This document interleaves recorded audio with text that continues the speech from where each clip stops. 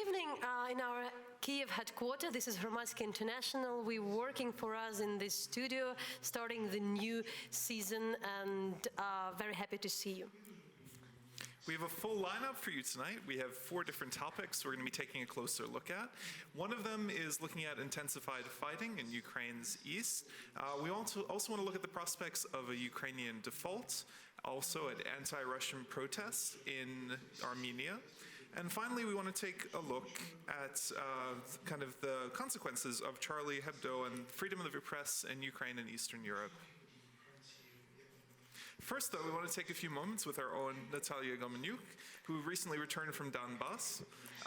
So we want to chat with her a little bit about what that was like. These days, there are really a lot of talks about the intensification of the fighting in the east of the country. And while you're traveling, while you speaking to the people in the military, just being there, you understand that people don't use the word ceasefire any longer. It's like the ceasefire is over. Do you think it's accurate? I mean, you know, there's a lot of coverage now about the violence in the east and how there's more fighting. Is that how it feels on the ground when you were traveling around?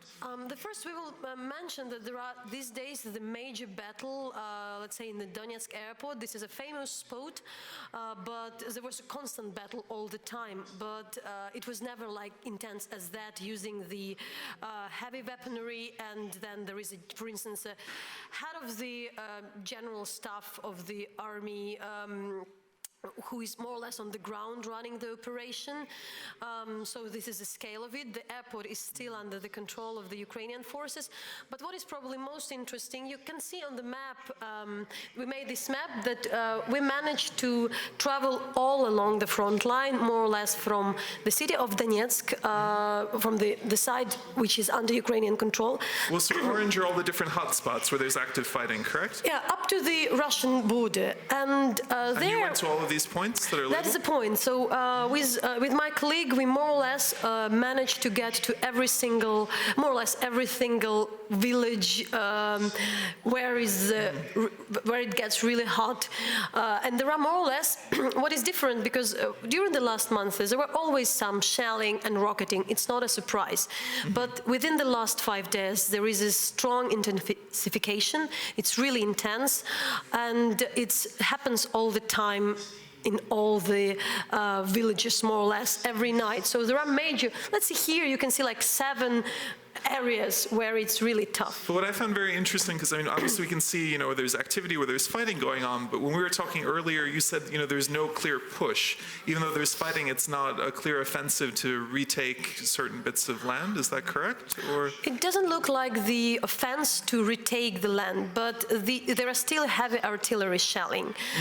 So it looks a bit different than you imagine on the TV, that, you know, like there are 2 armies, and the army and the rebels who are fighting.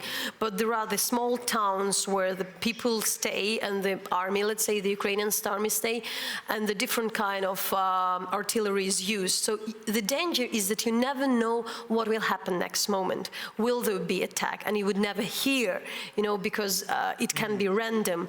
And that is a big danger. And still there is a lot of civilian population staying there.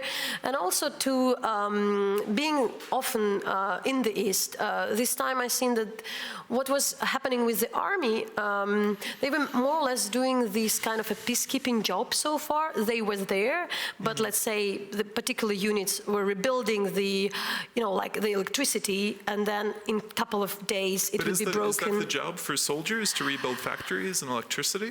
I can't they rebuild the factories, but they at least make it happen that the people in charge get to the place that, and they more or less would deal even with the other side, that for some time there is, for instance, like a couple of hours that the water supply can be back to the area. And there are still very, very many people staying. It's not the majority who left, it's a minority who has left. Not that many people have the not that many people, it's very poor condition, but what I also see is that there is a lot of help, not enough, definitely not enough, but a lot of help coming from the volunteers basically to bring food, because the infrastructure is more or less not working in the area, but there is an attempt to do something at least. But it's getting worse with every single day, how it feels, from Donetsk up to the Russian border to all these towns. And there is also a new tactic. What is different from what was, for instance, in summer or within the last months, there are really these attacks when, for instance, there would be package brought to the checkpoint and with, I don't know, some food from somebody, let's say, local, and then it will explode, and that kind of new things happens. So constantly changing and dangerous situation. This is always something totally new, and also to our surprise on this territory, which even Ukraine controls, there is just Russian media often, and that's why it's rarely the Ukrainian. It's about the excess of not the satellites, but some particular like TV towers. So there is a very not clear, and there are the people there who really don't understand what's really happening. I'm talking about the local population. No, and I mean, it's very interesting all that you're saying, and there's been a lot of attention paid this week to how fighting has intensified. Most recently, over the past couple of days, looking at the Donetsk airport, where there have been reports that separatists had taken the new terminal, that Ukrainian forces were still in the old terminal, and just really questions about which way the so-called ceasefire, if that can continue, if the kind of Minsk path can go at all. And we're so happy to have joining us. We have Dmytro Kulyaba, who's the ambassador at large for the Foreign Ministry of Ukraine. Thank you so much for being on our program. Thank you for inviting me. Great to have you. Yeah, thanks. We're really happy to have you here and really ask probably the main question. What we expected a week ago, what we were waiting, there was a peace talks in Astana, where probably even the Ukrainian president and the Russian president might meet. That was something we hoped, with the participation of the German chancellor, and it hasn't happened. So is the ceasefire broken? Has the talks failed? Why? And instead, as we have the intensification of the... Yeah. Well, definitely what we see now is escalation. Escalation orchestrated by Russia and implemented on the ground by Russia-backed terrorists, with the involvement of tanks and artillery supplied to them by Russian Federation.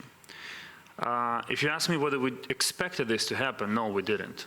We believed that the way of negotiations, the way of consultations, and making both terrorists and Russia abide by Minsk agreement is the way forward. This is why so many efforts were invested in actually Berlin ministerial meeting, and our expectations for Astana meeting were also high. But I think what we see is unpredictability of one of the partners, who is not in a position to deliver on the document where the signature of a Russian representative is present. I mean, if you say that, though, is that because Putin doesn't have control over these groups in eastern Ukraine anymore? Or when you say they can't deliver, why is that? It's a good point. Actually, we were buying this argument that Russia is not controlling everyone there. I can accept it if we speak of little, gangsters units operating on the ground, and it's hard for Russia to exercise full control over their activities. But with the airport, it's completely different, because we saw Mr. Zakharchenko personally actually leading the offensive on airport, and there are no doubts that Mr. Zakharchenko is not an independent figure and implements instructions coming from abroad. So do you think then it's a lack of political will, or do you think these people are really autonomous and don't really listen to what it's a lack of political will of Russian Federation to implement Minsk agreements. And terrorists always take advantage of all kinds of freedom they receive from their masters in Moscow. We now just showed the video of the air shot from the Donetsk airport. This is one of the major topics, at least in Ukrainian media, though the front line is rather long. Why? Why there is so much force involved in that? Why it's so important because we know like the airport itself isn't really existing any longer. I've been there maybe some like few, like less than half a kilometer of there. There are many people living still in the area. The fight is intense, but we don't understand why. Well, I think there are 2 points. One, we defend the airport. We're not launching any offensive to take any single square meter or square kilometer of it. The Minsk agreement says that there should be a line that will separate us and terrorists from DNR, LNR. And they have no right, no political, no legal, no moral right to launch offensive on the airport. The second reason comes from a more emotional side. It is a symbol, the airport is a symbol of Ukrainian resistance and of the brave spirit of Ukrainian army. And breaking down this spirit would be a huge victory, even propaganda victory, because we saw how Russian television immediately showed up to claim that terrorists well, and I think control that's it. a really great point to kind of to touch on because it's kind of a test, so to speak. We have a tweet actually from Balas Jarabek, who's a political analyst, and I'll read it and hopefully we can get it on the screen too. But it says that given Poroshenko declared not to give up Donetsk airport, the fight will likely turn to a test for him as Ukraine's commander-in-chief. And the question is, as Natalia had alluded to, the usefulness of the airport is questionable. There are other airports that are needed there, but it's become a symbol. I was in Donetsk as well, the separatists. For them, it's a sign of Ukrainians being very close to the city. For Ukrainians, it's a key position and one that also has a lot of value. So if this is a big test for Poroshenko, what does it mean and how is he doing? I think he's doing well, given that we actually counterattacked and allowed our cyborgs, our defenders of the airport, to evacuate. Now, who are the cyborgs? Because maybe not all of our viewers know. Sorry. Cyborgs are Ukrainian soldiers who defend the airport in Donetsk. And they operate in extremely hard conditions. They are always attacked, and it's not only physical infantry attacks, but they're shelled, and tanks are attacking the airport to destroy the entire building, which is almost non-existent at this point. But at the same time, like in the area around, because of this intense fight, and also in Donetsk, we on a daily basis these days receive the information about some civilian casualties. And when you talk to the people on the ground, they don't understand why, for what, because this fight really, this type of battle, as we have, because the all heavy artillery is used, it's always bring casualties. The understanding that how you're gonna to build the peace talk with first this, somehow the position of the civilian, at the same time with this intense fire. What would be the point of the further negotiation? Will there be the further negotiation with the Kremlin, or I don't know, with these so-called rebel republics? What is the next step, at least on the diplomacy level? Well, regrettably, civilians are the first victims of any conflict in any country. That's unavoidable. Negotiations will continue. We will not break up our connections, our conversations with Russians, because as President Poroshenko rightly put it on a couple of occasions, there is no military solution to this conflict. It should be political military solution. That is a question. Yeah. That's what the question that people on the ground ask, they ask, like, we want the political solution, but can there be both at the same time, the fight and the non-military solution? We want political solution as well, and we were the most committed side to it. We did not launch an offensive on Donetsk airport. We will be happy, and if ceasefire regime will be implemented, and we can sit at the table and actually contain the whole conflict to negotiations. That's our strategy. We want the only conflict to be taking place at the table between different delegations. And militaries just control the line that divides them. So what does it mean now? I mean, we talk about the table, the importance of negotiating, saying that there has to be a political solution means people have to come together, and that wasn't working out. And we've been, paying a lot of attention to Volnovakha, where these people who were in a bus were hit and killed. And, I think maybe not everyone is aware. Part of your job is, as I understand it, is to improve communications with the Ukrainian embassies and all of that abroad to make sure the message gets out. And over this week, we've had this hashtag, Je suis Volnovakha, Volnovakha, kind of connecting it to France and Je suis Charlie. And I think we have a tweet as well, there was a large protest in Kiev today where Poroshenko was there and also Yatsenyuk, and they were holding the signs and they were identifying and they were trying to make this connection. And what relevance does this have? Is this another test? Is it a key moment? When, people hold this sign, when Poroshenko holds the sign, what does it mean? What do they want? What are they pushing for? I think today's demonstration was extremely important for domestic situation, for domestic politics, because it demonstrated that people are united and people are not tired of defending their country and the values they stand for, because after a very exhausting year of revolution, economic problems, war in Donbass, people are still strong enough to walk out and say, this is our position. And this is also a message for Eastern Ukraine, because people here demonstrate, here in Kiev and other cities demonstrate that they do care for Ukrainians living in Eastern Ukraine and controlled by terrorists.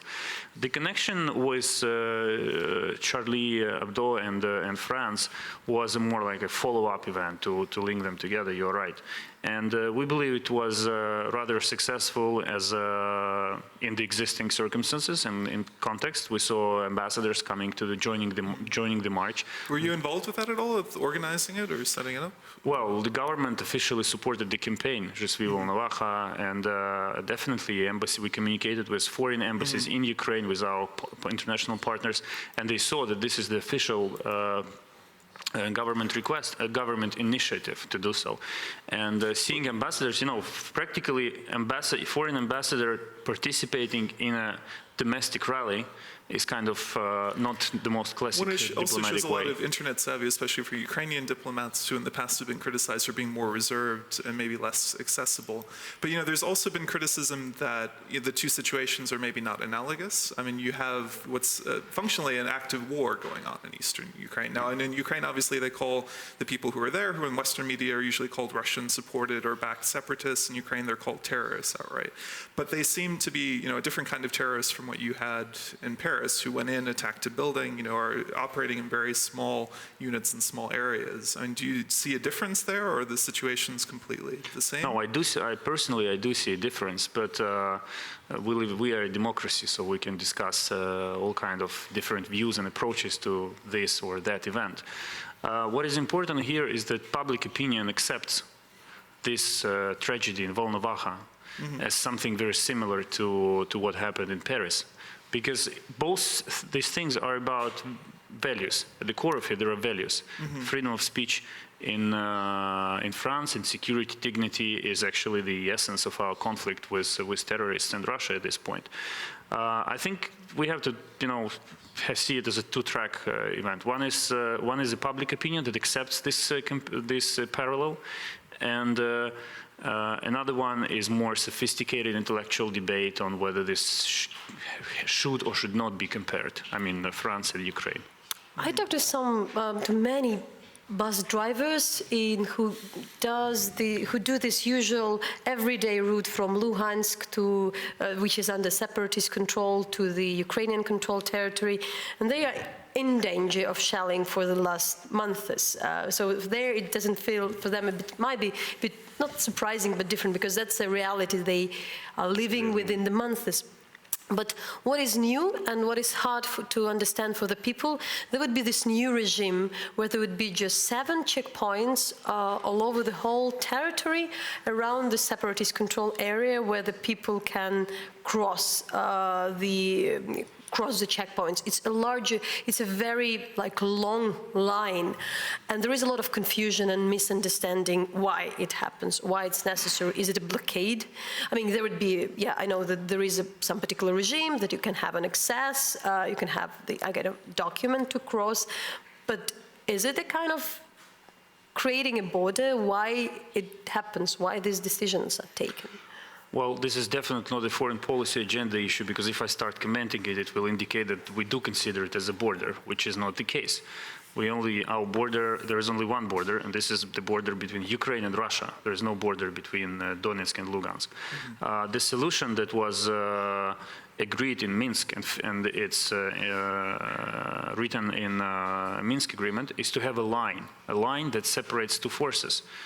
This is the point. And the only purpose of having this line is to ensure ceasefire, to ensure that everyone controls its piece of land. But this is not an administrative border, this is not a state border, this is not a border at all.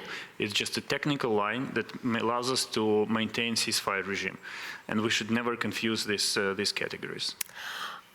In Berlin, like coming back to negotiation, because that's your part of your responsibility and sphere, at least what we understand for Angela Merkel to be involved in further talks, it's to get an agreement that the Minsk talks would be in place, the Minsk agreement would be in place, which really means that there would be the border between Russia and Ukraine, more or less under the Ukrainian control, which doesn't look likely. So what is the next position? You know, what do you want first? What is the Ukrainian government position on what do you want from the West to do? And what is the position? What is the next issue to agree on with Russia? I mean, I feel like what you're asking is what's realistic, because with the border, the question is obviously on the map there's still a border, right, in the east, but we know that it's open. Things move freely, soldiers move freely, people move freely, and that's one of the things supposed to change. Merkel had pointed out, as you said, that's a priority to move forward, to have any sort of agreement that has to change, and there has to be progress, but there hasn't been any. You know, there had been OSCE observers, but at very specific points, and it was clear from journalists that, you know, all sorts of equipment for entering otherwise. So, I mean, what's considered realistic and achievable at this point? Because obviously, you know, there's negotiation for the sake of negotiation, and there's negotiation to get concrete results, which saves people's lives and makes progress. So, I mean, what are kind of the, you know, as Natalia had pointed out, the key points or the priorities at this point?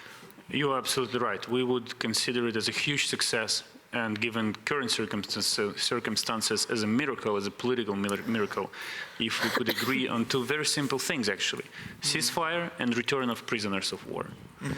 These are the things that are practical, that are doable, achievable, and we can deliver on them if there is a political will of Russia and leaders of terrorist organizations in Donetsk and Lugansk. These things that can and must be done. Everything else, the list of issues is there in Minsk agreements. There are other of them, like controlling border, which is essential for containing the conflict. We will not be able to bring peace and stability to the region unless we exercise full control over the border. But this is definitely more long-term and more complicated task for us. So the last for me then, if the talks in that way doesn't work, and because there were a lot of talks and hopes on Western sanctions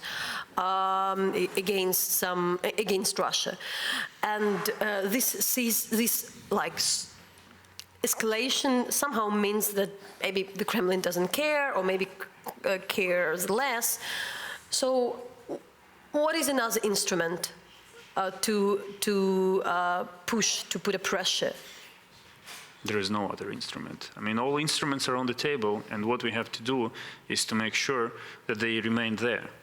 It's political pressure, it's economic sanctions, it's communication with them, with Russians, and trying to make them understand how negative the impact of the pressure and economic sanctions will be for them, for their own country.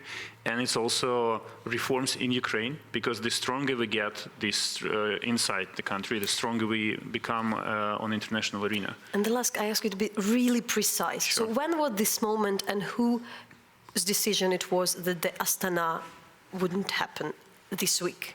How it was, you know, who said that it won't happen? It was a conventional wisdom of all members of the negotiation process.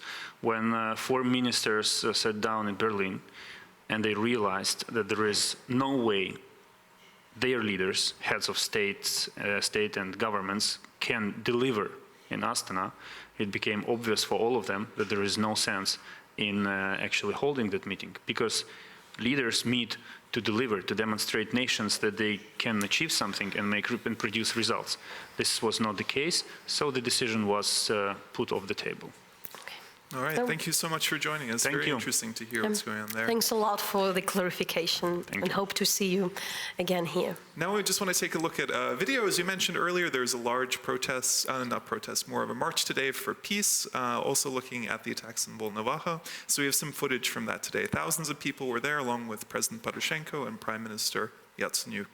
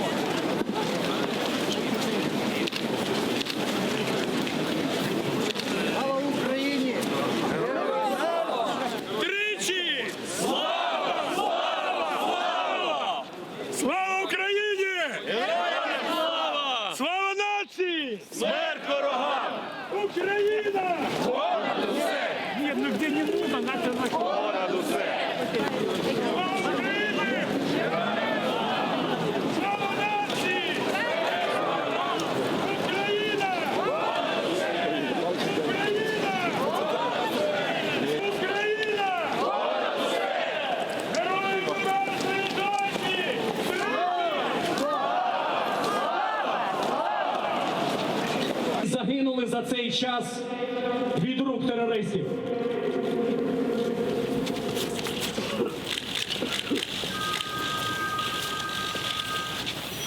Шудикіна Ольга Миколаївна, 56-го року народження, місто Донецьк. Корнілова Інна Олександрівна, 84-го року народження, місто Донецьк. Старчак Лариса Іванівна, місто Донецьк. Коломоєць Роман Анатолійович, 88-го року народження, село Калініне Волноваського району. Анастасія Володимирівна Лагуткіна, 90-го року народження, місто Донецьк, померла у лікарні. Кібергам слава! Кібергам слава! Кібергам слава! Кібергам слава! Кібергам слава! Кібергам слава! Путін фашист! Путін фашист! Путін фашист! З України! Путін геть з України! Путін геть з України! Путін геть з України! Путін геть з України! Росія, вставай! Росія, вставай! Росія, вставай! Росія не спить! Росія не спить! Росія не спить! Наші вороженьки, як роса на сонці, запануєм ми, браття, у своїй сторонці, душу й тіло ми.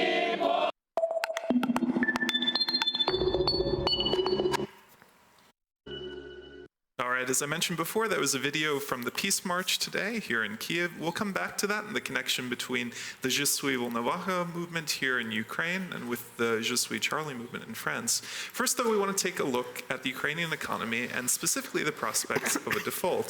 So I'm joined now by Tom Coupe, Associate Professor and Senior Economist at the Kiev School of Economics, and Devin Ackles of Case Ukraine Analyst. Who's also a part of our team. Who's a part of our team. And we're Yes, happy we to know have Devin him in quite this. well, but we having him put on some different shoes to talk about things here first. My question to you, Tom, though, first, just because default is a big, scary word, but I don't think everyone knows what it means, and I think especially people who live in a lot of Western countries maybe have heard of it but haven't experienced it. So what is a default? It has many meanings. Kind of the scary meaning is the country suddenly stops paying its kind of debt, simply stops. The more wide definition is from the moment that the country agrees with its creditors that it will restructure the debt and it will pay less than originally agreed, that's also default. So it's like a bankruptcy for a country. It's like a bankruptcy, but it's not. It's a bit kind of if you simply agree with your creditor that you will pay less than you initially agreed. That's also considered by the ratings agencies as a default. So it's not really that suddenly you cannot pay anything anymore. It's you also just agree on friendly terms with your bank that you will pay a bit less. Now you're That's making okay. this sound quite nice. Like Well, for a country I that think- owes money, or for me, if I owe a lot of money to someone and I can say nicely with you and sit down and be like, you know, I owe you a couple $100,000. Would it be alright if I just paid you a couple $1,000? Well, it doesn't have to instead? be a couple of thousand. They can say, okay, maybe I'll pay you 80,000 or 70,000. But that's quite good for me. So why are people worried about it in Ukraine? What's bad about it? Yeah, and the point is that how probable is that? How likely? How likely? Kind of, if you look at the financial markets, the probability of default, it's like 20%. That's kind of the latest data that I saw was kind of the markets price it as is the chance that there will be a default within a given year would be 20%. So that's high in international standards. That's high, but that doesn't mean for sure there will be a default. And again, a default also is just a restructuring, even a friendly restructuring. Like in 2000, there was a default in Ukraine. It didn't mean that suddenly Ukraine said, we're not going to pay. No, they said kind of, okay, we are in trouble. Let's sit together and agree to kind of restructure our debt. But correct me if I'm wrong. I mean, some of it with the default also seems to be the faith that the international markets, you know, all of them lenders have in a local economy. And in Ukraine, part of the issue that we have a graph from The Economist where they show Ukrainian foreign reserves, which have been going down consistently, which ideally, and not an economist, but I do my best here, ideally you want 2.5 months, right, of imports, you want to have that. 3, I thought, but Right, or more. More is the more the better, or yes. But Ukraine doesn't have that. No. and it's been going down. Yes. And that's exactly the fear, that it will go down further and further, and that at some point they don't have anything anymore. Because indeed, the foreign investors, kind of whoever at some point invests in Ukraine, now wants their money back, and the sooner the better. And so that's why you have to create reserves that people will not fear that the hryvnia will continue to devaluate. And once kind of Ukraine is able to maybe, together with the kind of reforms, kind of doing reforms internally, by getting money from the IMF, more money from Europe and the World Bank, if they can signal that, okay, they're now back in control, the hryvnia will not continue to fall, then indeed kind of the foreign investors might come back again and might support the Ukrainian economy and might bring reserves in that way to the But I economy. mean, if short term, if Ukraine were to default, it seems likely that the hryvnia would fall even lower, right? That's kind of a likely consequence. Kind of, at the same time, I think if you look at the past histories of the defaults, and also if you look at kind of how bad the situation is already now, then even if there is a default, it should not be that much of a surprise anymore. So kind of now everybody's already talking about default. We are here talking about default. So financial markets already take that into account. So this is different from suddenly there is a surprise, nobody expected, there is a default, then everybody runs. And if you kind of announce, if you kind of agree with the creditors that they will kind of, can we restructure that, then things can calm down in a much better way. Devin, but that is also bringing you to the discussion, but does it make sense why, while giving all the financial aid the international partners of Ukraine's do, why they would allow it? Does it make sense at the same time to really allow it happen? Okay, so yeah, the expectation, I didn't see the 20% figure regarding the default yet, but right now, obviously, the international community has put a lot of money, especially in the past year, into Ukraine, around $17 billion. Is it a lot on international term? I don't understand. Because with this for Ukraine, that's a fairly large amount for Ukraine. For Ukraine and for internationally? For the size of its economy, and that depends on the economy, and there's a lot of circumstances that go along with that. So it's a case-by-case basis.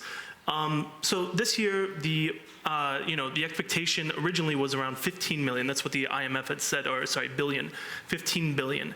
But that figure is being readjusted a little bit, and it's probably going to go up. 20 billion, there's nothing clear just yet. They're trying to put a package together. So what's going on with Ukraine as far as regarding the default, it doesn't seem realistic at all. Right now that they're going to allow them to go into default.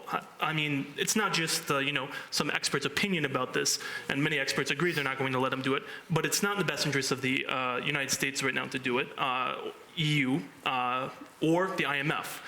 Because what would it do? It would essentially destabilize the situation more here, and therefore, it would take a lot longer for Ukraine to resettle itself. Plus, there's a war going on, obviously. Can't deny that. So I don't believe right now it's going to happen. Well, I think that's part of the issue. It's for me, what it comes down to, and the reason I want to bring it to, is this issue of confidence. And part of this idea is with a war going on, it's very hard for Ukraine to put money where it needs it, and also that it's not a black hole, that it's there. And we have one tweet where we kind of put out a question: should Ukraine get a massive international bailout despite a lack of reforms? And we got a response from Louis G, who says no. When half of the present government is as corrupt as before, why give them more money? And this isn't a sentiment that we're just having in Twitter. We love Twitter, but not just there. There is an op-ed in the New York Review of Books from George Soros, where he was advocating that Europe needed to take the lead in giving more money, because just the IMF bailout alone probably isn't enough. The EU needs to give more than that. But then you got a response from Leonid Bechitsky, who is in Bloomberg, where he was saying, this can't go on. That if it's a black hole, you can't just throw money at this problem. It doesn't make it go away. I mean, what is your impression? I mean, with the budget that recently came out, was it business as usual? What sort of a culture was the new budget passed in, and what a message did it send to financial markets and to the IMF? Well, after looking at the budget myself, and several other experts, Ukrainian experts, and certainly IMF has already gone through it, who knows how many times since they came here January 8th. Really, it was a lot of people have been saying it's overly optimistic. They have Meaning a lot. that they think they're going to have a lot more money and more growth than they will, right? Yes, and you know, optimism sounds nice. Yeah, it does sound nice, but the issue here is that the figures there. It's hard to believe that the government even believes in those figures. For example, one of the they're things padded, that basically. well, the You idea can't say is that. I can say it. It seems this is what everyone is saying, that it's expected on all this growth, so they're not expecting to have to borrow a lot of the money. They think they're going to make it themselves, Right. which is very hard if other people don't agree with you. So let's be realistic about this. Since 2008, since the financial crisis hit Ukraine pretty hard, IMF came in, helped them. They got a lot of support to kind of get back on their feet. They've actually never reached their pre-2008 level for GDP. So since that time, essentially, although things have gotten better until roughly 2012, they've gone back into a recession. I mean, they've been in a recession the whole time, but things were starting to improve until roughly 2012, and then things started to go back down again. And, the IMF is seeing things getting better, roughly, and the World Bank as well, I believe, roughly in 2016. That's true, but I want to bring it back to this leaky bucket analogy. Okay. Because they're involved, obviously, they will negotiate, they will talk, but the timing is so key for these loans. We can see that the value of the hryvnia, of the currency, It's got 1 month basically worth of foreign currency reserves, so 5 Ukraine weeks. doesn't have time to wait. But with that, I mean, describe a little bit of when the budget was passed. It was passed at 4:30 in the morning? 4:30 in the morning. Yeah, Christmas? I mean, Ukraine, if you follow Ukrainian parliament, it's not entirely surprising, to be honest. They like to wait till the last minute and then wait till a minute after that. One of the to MPs pass said the they didn't budget. even know what was in the budget when And they a lot of passed them it, didn't. correct? And this is one of the issues was, well, they passed it really late at night on basically a deal they made with Prime Minister Yatsenuk that they'll pass the budget now, and they pass it by a minimal margin, 233 votes, when the minimum is 226, which means a lot of people who are in the coalition government didn't support the budget for reasons like you said. But the second issue is they did it basically based on a guarantee from Yatsenuk that they would be able to, or there would be a revision of the budget on January 15th. I mean, that sounds like something that's meant to please the IMF, other organizations, Yeah. that they passed a budget, Yes. right? That's exactly what it's always when we discuss with, let's say, foreign experts and the analysts, the budget, so like, oh, it's over optimistic. But when you discuss it on the citizen level, so like, it's the toughest budget you can say. There are major cuts, and especially in the situation of the crisis, and especially in the situation of war, when sometimes the state just have to pay more for the rebuilding infrastructure and helping the many people. So why is this gap? Something like totally, is it really like to please the Western government? There's a lot of issues within the budget. I mean, I don't have time to go through the whole thing right now, but, for example, defense funding actually went up, spending went up, which is understandable. There's a war going on, defense spending should go up, as did law enforcement. It wasn't a huge amount, but it was a substantial amount, especially from 2 years ago when there was no real defense budget. But there were cuts. I mean, there were cuts to areas that long have been recommended to be cut. For example, the mining subsidies that last year accounted for about 11 billion hryvnia, this year are down to about 1 billion.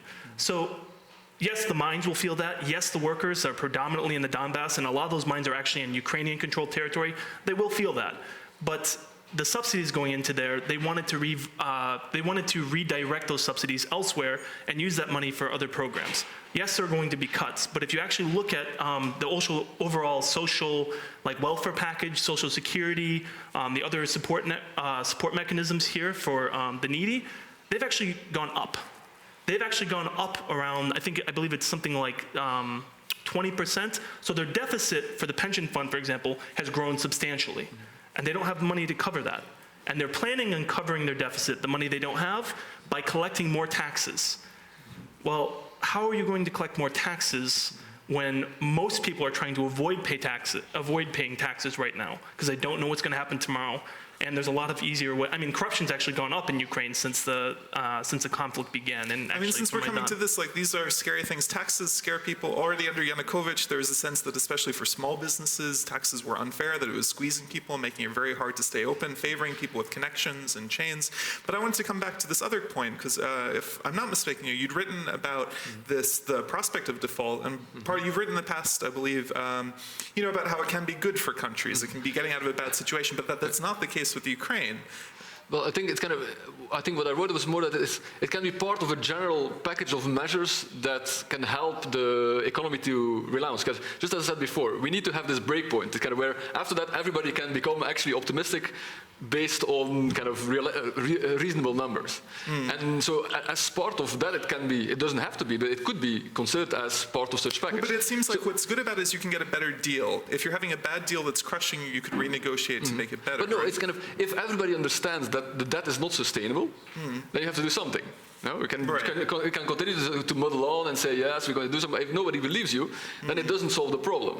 But it seems like it's hard for Ukraine because people don't want to give Ukraine money. So do you think Ukraine will get a better deal if there was a default and they had to try and get, renegotiate loans to pay their needs? It's not about, I don't think it's a good deal. There's nothing is good here. So of course it's nice if you can get a loan from somebody else at reasonable terms. That's the best solution you can have. Right. So of course it's nicer if the foreign donors, IMF, come with more money. I think everybody kind of would realize or would kind of accept that's nicer. But if they don't want, then you have to find other ways. But then what? When you understand that there is a situation when there is a conflict, there is the real huge bulk of infrastructure destroyed, and there is a need for additional money, and everybody expects but wants Ukraine to perform better.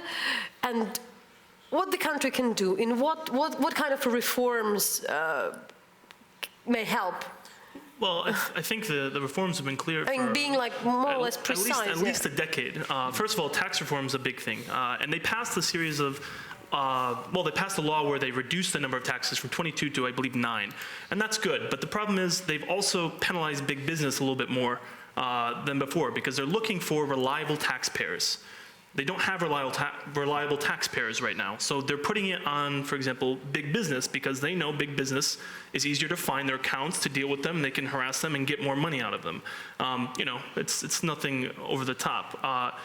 But to be able to deal with the overall problems that the budget's facing, they're expecting a 30% increase in tax collections. During a recession. During a recession.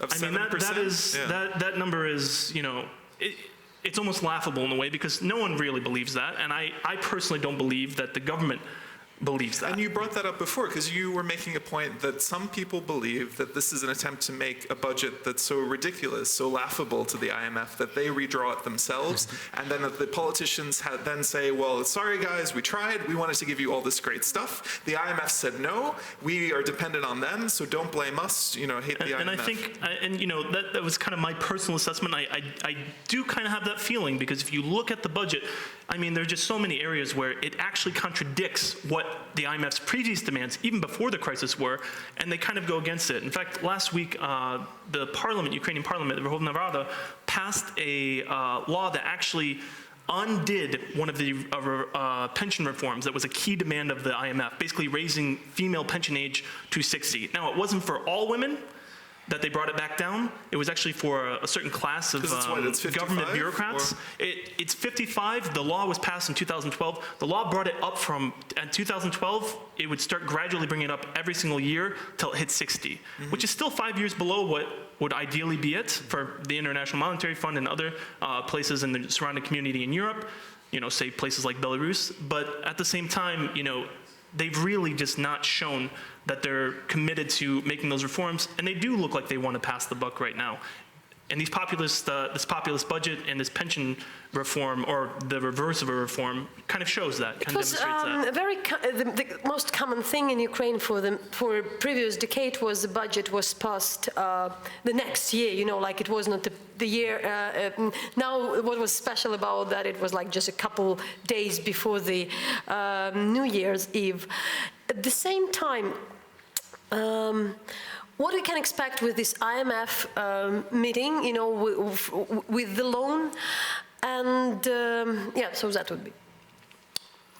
Well, I've already kind of said my view on this, and I think it's reflected more broadly that the IMF is going to work with Ukraine to provide it with funding. Now, the terms of that funding are unclear right now. They came here on January 8th, I believe, and they should be finishing up their mission pretty soon, so we'll know the results very soon. But It's going to be how, and then how many, how many times they give it to them. For example, the first package might be, there's already money from the European Union. There's $2 billion more coming from the United States, pending approval from the IMF's mission here. So there's going to be money here fairly quickly. It's already in the works. It's just how much and on what conditions. Last year, actually, when Ukraine was in really bad need of money, the provisional government did a very good job in the very beginning of just going down the list of IMF recommendations that had been the year before. For example, raising the energy tariffs, how much people pay for gas in their house. They did it immediately. It was a political issue for maybe 10 years. No one wanted to touch it.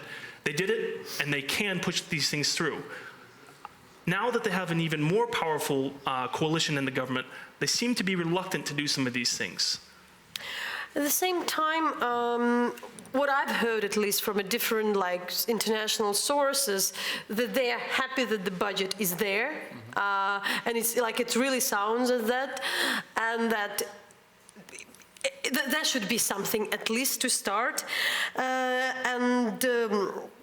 so what would be, what would be your thing? Because I mean, Devin, you really you said it's populistic, but it's something totally different from what I've heard often.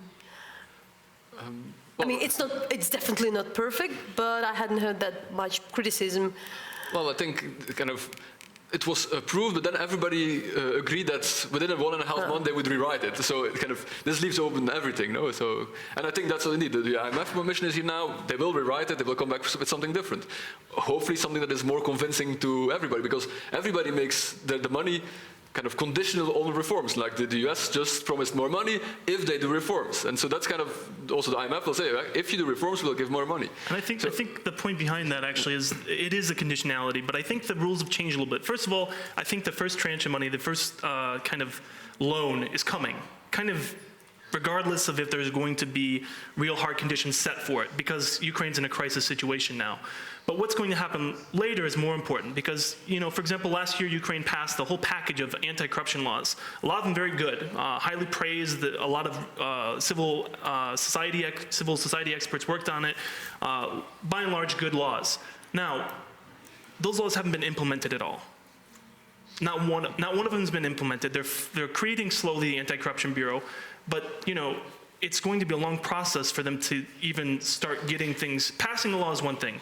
Implementing them is another thing. Well, I think that's something we'll want to look forward in the future. We have these laws, but part of the reason why we like having you here and looking forward is just seeing how it's developed and what's actually implemented and what effect it has. So thank you so much again for joining us.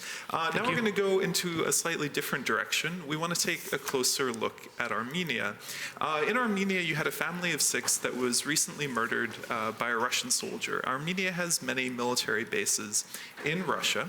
I'm sorry, the reverse. Armenia does not have military bases in Russia. Russia has military bases in Armenia. Now, this murder created a lot of controversy in Armenia, specifically because under the arrangement that's there, it was expected, Armenians expected the soldier to be tried under Armenian law. The Russian military didn't agree with that, and the Armenian government wasn't supporting the prosecution. They were basically agreeing with the Russians from how it was passed down, and that resulted in protests across the country. What is interesting that out of all Caucasian countries, whereas Georgia, Azerbaijan, Armenia is the country who is considered to be the biggest ally of Russia in the region, and that's why this anti-Russian protest, more or less, is rather a surprise.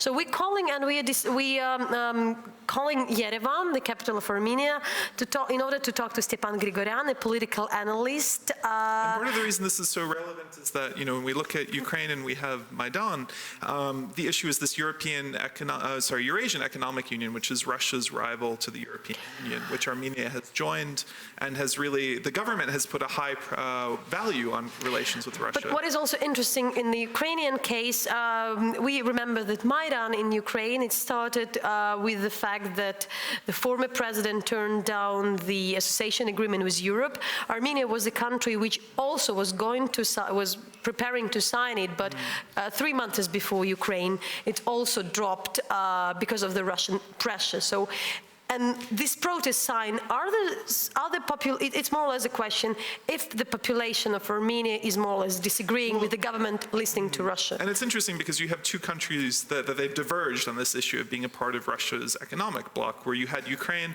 which was planning to join, the European Union's Free Trade Association, and then took a step back and is now expected to join again with delayed, they signed all the paperwork, but it's delayed for a year going there. Armenia then went the other direction and became a member of the Eurasian Economic Union. But now you have these protests, and the question is whether or not it'll stay focused on this one issue, if it's a popular dissent, or if it'll affect the government in the direction that it's moving in.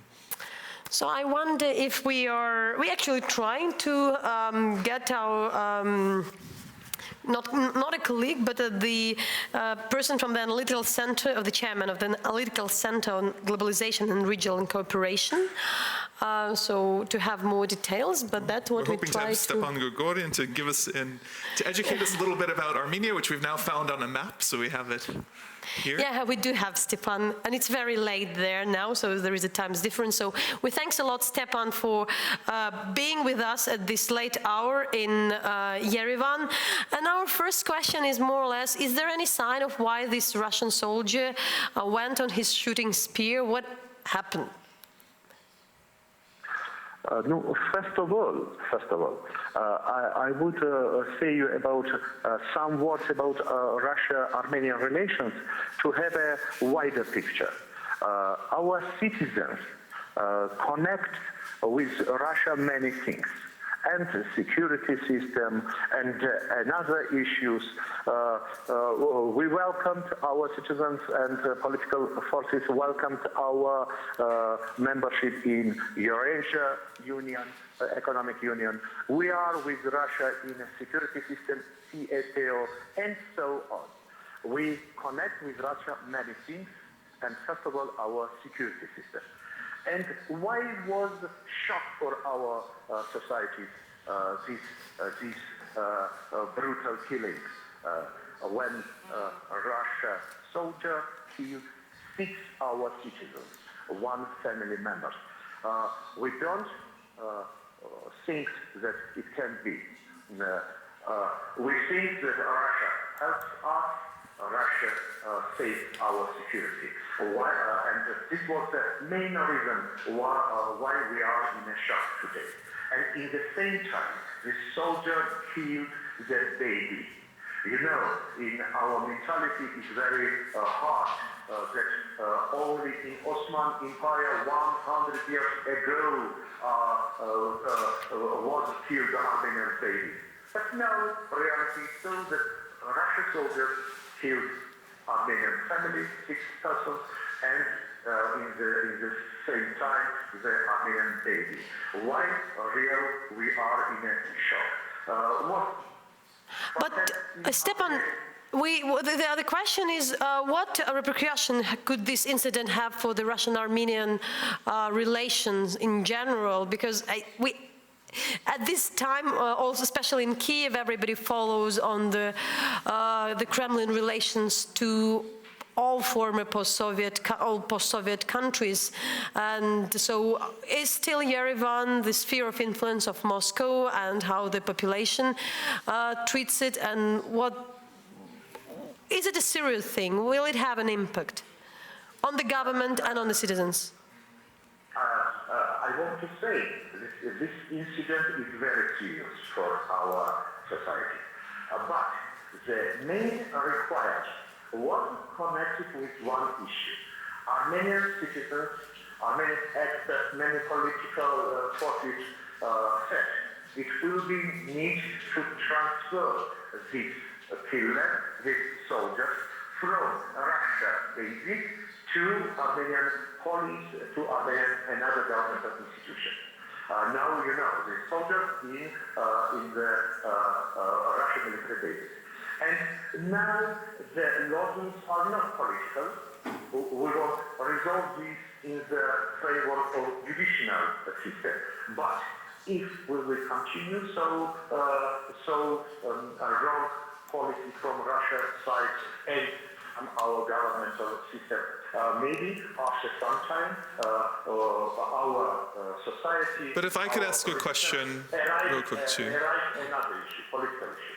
Stepan, I just had a question as well, because obviously, this focuses on the issue with the soldier, whether or not he'll be tried in Armenian court or, taken to Russia and kept in that system. But for me, what's very interesting is that it exposed a disparity, a difference between the Armenian people and the Armenian government in the beginning. And I'm just wondering, with that kind of distancing that's been there, is there a sense that these protests only relate to the one incident with the soldier, or are there other political views and frustrations with the government that are also being expressed through this movement? First of all, I want to say this protest was connected with this concrete murder. But our government our government steps are very slowly. Our Russia administration of Russia military bases administration did some mistakes.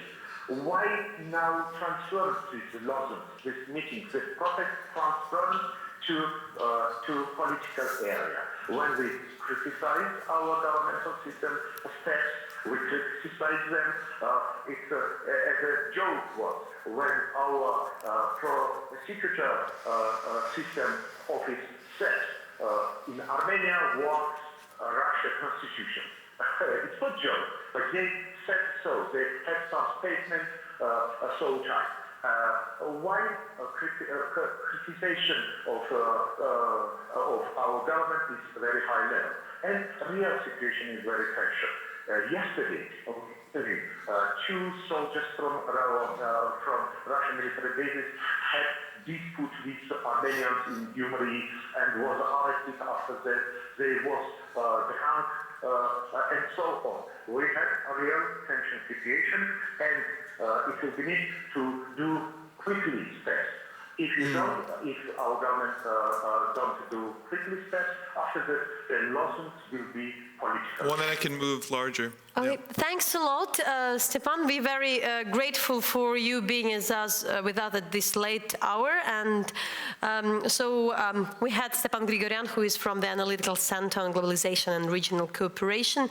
And yeah, that's what we want to do to make our program, let's say, more global, that we see, we follow not what just happened in Ukraine, but around the region, as there are a lot of similarities. So today we have with us Volodymyr Yermolenko, who is a professor of political thought, our colleague from also, and from Internews, we're always happy to have him share his expertise. And also Gulliver Craig, who is a France 24 correspondent here in Ukraine, but not just, but also in Eastern Europe.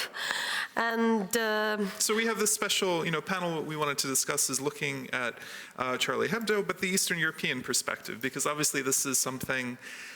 There are the events in Paris, and they continue to reverberate, and then there's this global sense, and I think in Ukraine you can already see, they've adapted Je suis to their own purposes and their own politics and things they're trying to emphasize, and the wider connection to being issues of freedom of speech there. So do you think what was interesting for me, and there was a pretty much, some discussion that there was this terrorist attack in Ukraine, which is somehow very, very, very different from what had happened in Paris. And at the same time, and there is this campaign, at the same time we saw that a lot of leaders, a lot of political leaders from Eastern Europe went to not just from Eastern Europe, but for all over the world, went to Paris for the march. And among them, there were people who were not really, let's say, not the guys who support freedom of press. What is your take? Is it just like a hypocrisy in that way that, we declare the values, especially in this region, we declare the values, but there is something different happening on the ground? Maybe it's not very specific. I mean, Gulliver, how have the protests here and the rallies here differed from those in Paris? Are there similarities, or are they clearly very different? The rally today, the first difference is that there were just a few thousand people in Kiev, whereas, and I know in a few other cities around Ukraine, but In France, the rally was one of the biggest I think the country has ever seen, with millions of people taking to the streets, and here it was So a huge difference in much scale. smaller. I mean, that's the first thing, but I have to say, a lot of French people very much resent the way that not only the Ukrainian government, but particularly the Ukrainian government have started using this hashtag and saying, why is that? What "Je do they suis Volnovaka," resent? Yeah. because it's not comparable. I mean, it's a tragedy what happened, that innocent people died, but this happened in the context of a war. The attack on the bus was clearly an attack on a Ukrainian checkpoint where the bus happened to be. It wasn't a deliberate attempt to target civilians in order to peacetime instill area. terror in the general population. So you can really dispute whether the word terrorism is applicable to that. I mean, but terrorism is a word that you can almost always dispute whether it's applicable. But clearly the things aren't the same, and there's a perception in France that Petro Poroshenko and the Ukrainian government thought that they could somehow use this in order to attract attention to the situation in Ukraine, and they did it in a very sort of intellectually dishonest way. I think I would disagree with that. I would disagree with that because this hashtag was not a Petro Poroshenko idea. This was a very spontaneous idea. He put it as his avatar on Facebook. But it was a very spontaneous idea from the society, and there is. I supported this hashtag. Why? First, because this is a sign of solidarity. Ukrainians were showing solidarity with the French people. They were showing, look, we are sharing your sentiment. We're using But the surely same. solidarity is this Je suis Charlie. Yeah, just let me finish. We share your sentiment. We are expressing it in almost the same words. And the second thing, of course, people were thinking in drawing attention to Ukrainian problems where people are dying every day. So I don't think this is a hypocrisy, and I don't think that you cannot compare these acts, because of course you can say that there is a war and people just died not because of specific terrorist act, but on the other hand you can say that the war which is going on by Russia is a kind of a geopolitical terrorism, because the aim of terrorism is to frighten, is to bring terror. The aim of the Russian campaign in eastern Ukraine is precisely to frighten, to throw these quasi-states as bombs. They're using this DNR, LNR as a suicide states. And I would like to, for example, completely destabilize the Ukrainian economy, and we've just been hearing on this show about the cost of the war and the problems. The point is, there are other aims, and the main thing that I would say is a very important difference, which Ukraine would be the first country to want to underline, is that there is clearly one state actor involved in the violence in eastern Ukraine. I mean, that's foreign to Ukraine, which is Russia. Yes. It's not, the attacks on Paris were not an attack by Syria or by any other Arab country. They were an attack by French citizens. It's a very, very, very different situation. But there is something I would also add on that the way you pointed, there is a campaign, there is a movement, some people support, some people not, nobody demands to do anything, and it's not like a must, it's not at all a governmental issue, so you can't forbid some people to read the signs in the other way. But I think that there was this article also in Guardian, a pretty interesting one, when we think not about comparison of the event, but I would quote that that there is no connection, of course, between the Paris tragedy and the conflict in Ukraine, which is a domestic terrorist attack and external military aggression. But the common element is that the very essence of Europe, that the values are under attack. Yeah. Exactly. Exactly.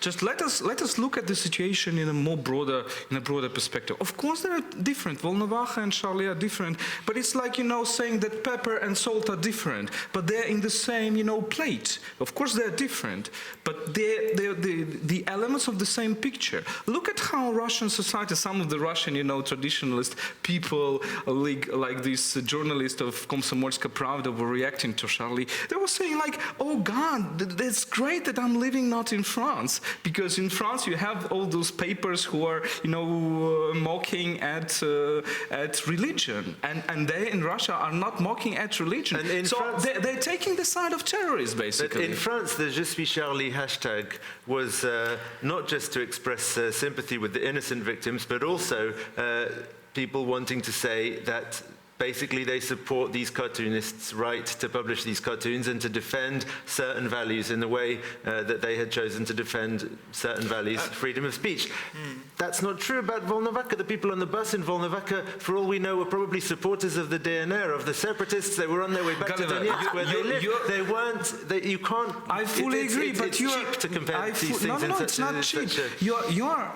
I fully agree with you're an empirical journalist. You know, you're saying from the journalist perspective. I fully agree with that. I mean, but if you look at a little bit broader, what is at stake? At stake is Western values, universal values.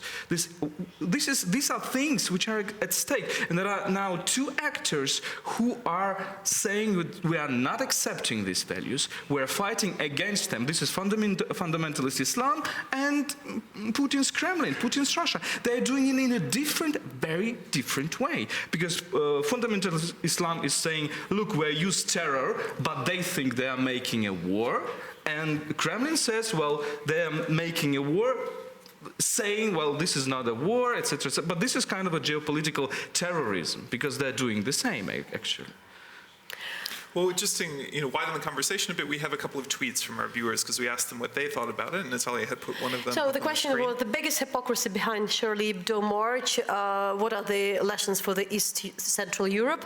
The first is from Nikolai Holmov, the Odessa blogger. Hypocrisy, if you view it as a free speech issue, at core it's a deeper violent challenge to rule of law, global order, and the state. That's what some people think.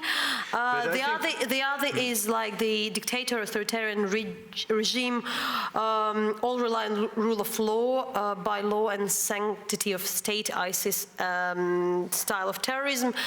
But I think in a way, if you view it as the way as an attack on Ukraine by a foreign power, which is Russia, which is the way the Ukrainian government views it, and with good reason in a way, then it's less comparable than if you take a different, maybe more leftist sort of view and say that the fact that so many people in eastern Ukraine have been prepared to support these separatist movements just shows how Ukrainian government policies have failed, and it's a result of poverty in those regions. And there you can make more of a comparison with France when you take it away from freedom of speech, or you take it away from foreign intervention and say, in France it's because of poverty in the suburbs of Paris, and in eastern Ukraine it's because of poverty and neglect by successive governments. I would agree. My question is why it's so sometimes hard, because is it the issue just misunderstanding when the people just follow something which, might be a different sign, but I see that there is a pretty, some misunderstanding what is meant here, and I also think there was a lot of discussion by the politologists that in Eastern Europe, for instance, people didn't understood. I mean, at least media didn't understood this idea of the multiculturalism, and there were too many articles that multiculturalism failed in France, and that is a sign of that. So, do you think in larger area in Eastern Europe that we still in this kind of living in the time when some messages are seen differently by people in Kiev, by people in Hungary, in Poland, and by people in Western. Well, of course, they're seen differently. I mean, it's very difficult for Ukrainian to understand Charlie Hebdo humor. It's very difficult for an English person. And like the British, was very interesting that the British media and English-speaking media like Vox and others were explaining this humor, and it's a very also dramatic thing, because this humor was global. I mean, attacking Islamists or fundamentalists or even Muhammad, but basically its technique was very particularly French. Yeah. But I think, well, and of course there will be miscomprehensions, misunderstandings, everything. But I think the good thing, the humanistic thing about this hashtag, which was first the social, very emotional reaction, and then it was used by politicians, whatever, is just to saying that we guys are all people, and we have shared tragedies. You guys have your tragedy in France. We have our tragedy in Ukraine. So let's think collectively about it. But it seems what I struggle with a little bit and I will admit I'm a little bit more on your side with this because I see the differences, but not. I also see the difference, but I think. Well, no, I'm just saying, if you had looked at, for example, Isolatia, who we spoke with and who are here, this artist group that was in Donetsk that were forced out, these artists and graffiti artists who were arrested, and that's really a clear freedom of expression issue that I could see more one-to-one. But I actually wanted to ask Oliver a different question, which is challenging this idea of values, because part of what was brought up before is, France defending freedom of the press, freedom of expression, all of that. Ukraine more state security interests in that, which is less exciting in a way. But you had these marches in Paris as well, where you had representatives from different governments who came. You had representatives of Russia, of Hungary, of Bulgaria, countries which do not support the freedom of the press. I mean, it seems like there's been an awful lot done when it comes to these protests that is a bit disingenuous. Well, yeah, the French, I don't think they could really do that much to stop people from coming. I know that François Hollande didn't really want Benjamin Netanyahu, the Israeli prime minister, to come because of the possibility that French Muslims might see that as a reason not to come on the march, or for various other reasons. But then Netanyahu insisted on coming, and therefore François Hollande said, okay, well, if you're going to come, then Mahmoud Abbas absolutely has to be there as well. But he didn't make the rules about who could attend. And certainly some leaders, Viktor Orban, the Hungarian prime minister, is the one who most immediately springs to mind, clearly saw this as an opportunity to speak out against immigration and to say the problem is not freedom of speech, the problem is immigration. He said that in an interview to Hungarian TV while he was even in Paris. Hungary ranks very low on world rankings for freedom of expression, and is repeatedly being ticked off by the European Union about the media law, which it passed in 2010 and which still hasn't really been revised to bring it into line with the European rules. And turn Hungary into Russia off in terms of media control. Well, yeah, I've just been reading today about how Hungarian media, which are the ones which most feverishly support Viktor Orban and his Fidesz policy, do very much something similar to pro-Putin Russian media, in that they try to paint any criticism of Hungary's government as a foreign conspiracy. Well, it just seems interesting to me because once something becomes so big, people try and connect to it. I mean, for politicians, they want to be a part of it for their own purposes. And I think that must be interesting for you, Volodymyr, to see, when something gets to a certain level, it evolves to something else. I think it will evolve in a very different ways, because the way how you can use the story of Charlie Hebdo is can be totally different, totally contradictory. You can, like Viktor Orban says, well, let's put an end to immigrants, to Islamists, and it will be right-wing message. And then the same right-wing people can say, no, look, they are attacking our religion, they are attacking Islam, they will attack Catholics, they will attack Orthodox, etc., etc. So this will be completely contradictory messages, and we will see how it will evolve. Another interesting thing is that although we had some of the biggest demonstrations in French history on this Republican March, a survey subsequently showed that 42% of French people, that's nearly half, don't think that Charlie Hebdo should have published those cartoons. So even within France, there's not really as much unity. But still, there is a difference. I mean, the one thing is that whether you think that you have not been published, and the other thing is attack. Of course, yes. I'm sure that there are people on the march who don't think that there are people who are on the march who don't think they should publish the cartoons. It's very good and very interesting that many people who criticize Charlie, and Charlie, well, it is criticizable. Let's be honest. I mean, you can criticize them, but it doesn't mean that you're backing these attacks and so on. Yes, of course. Yeah, there have been lots of people in France who've been saying that. So that was a bit of a discussion we had. So thanks a lot for you. And I also would remind this week Volodymyr has prepared for us the media monitor, where he looked through the biggest article, the most important articles, and I mean, so that we can post and you can see it online, and not just the articles, but... This was a very interesting new analysis of the Boeing crash, so I advise you to read that. And since we are online, television, and we're working online, there are very many ways to do that, not just listen to people talking, but please follow our Twitter, and there you can see the link for the media monitor to get and to read it yourself, everything which is connected to Ukraine, as we also encourage you to watch and to go to our brand new webpage, int.hromadske.tv, where we have all our videos It's all and together. articles You can get it all together. there. All right, well, that's the end of our show for tonight. Thank you so much for joining us. We're back after the break, which is great, after New Year's and Christmas and everything else. So please join us again next Sunday, same time, same place, for another edition of the Sunday Show here on Hromadske International.